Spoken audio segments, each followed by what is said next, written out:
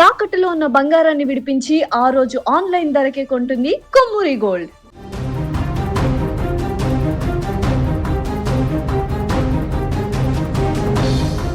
ప్రయాణికులతో వెళ్తున్నటువంటి వందే భారత్ ఎక్స్ప్రెస్ పట్టాలు తప్పినటువంటి ఘటన ఇప్పుడు దేశవ్యాప్తంగా కలకలం రేపుతుంది.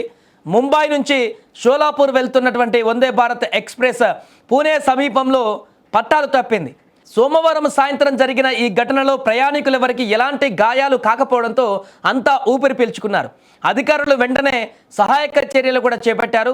దీంతో అక్కడ జరిగినటువంటి రైలు పట్టాలు తప్పినటువంటి ఘటనకు సంబంధించి ఎంక్వైరీ కూడా చేస్తున్నారు. Central railway chief PRO doctor Swapnil Neela తెలిపినటువంటి వివరాల ప్రకారం సోమవారం సాయంత్రము 7:30 సమయం, ఆల్మోస్ట్ రాత్రి అవుతుంది. రైలు పూణే స్టేషన్లోకి ప్రవేశిస్తుండగా ఈ యొక్క ప్రమాదం జరిగింది.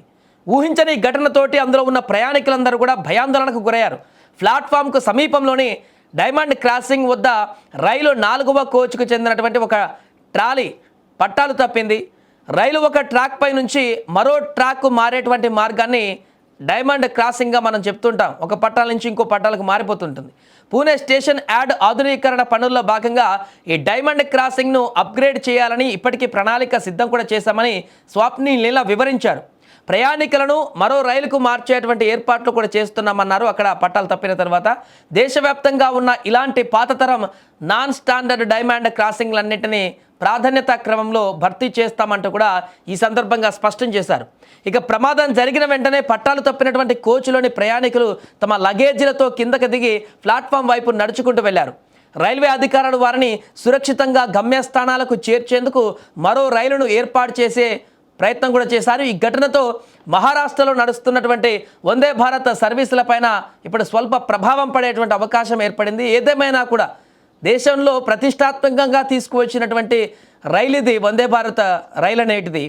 సో ఇలాంటి వందే భారత్ రైలే పట్టాలు తప్పింది అనేటువంటి ఘటన ఒక్కసారిగా ఇప్పుడు సంచలనంగా మారింది. ఎందుకంటే గతంలో రైలు వెళ్తున్నటువంటి సందర్భంలో దారిలో బర్రెలు కానీ ఇతరతర జంతువులను కానీ ఢీకొన్నప్పుడు కూడా ముందు భాగం తునాతునకరైనటువంటి పరిస్థితి, అంటే ముందు భాగం చాలా వరకు డ్యామేజ్ అయినటువంటి అలాంటి వార్తలు కూడా చూసాం. అప్పట్లో వైరల్ అయ్యాయి.